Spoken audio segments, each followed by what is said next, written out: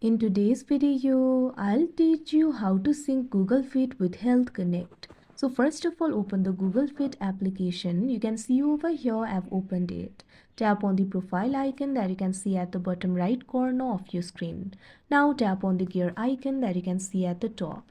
After you do that, you'll be led to the settings interface. Under the section for Health Connect, you'll be able to find this option for Sync Fit with Health Connect. What you have to do is toggle this button on.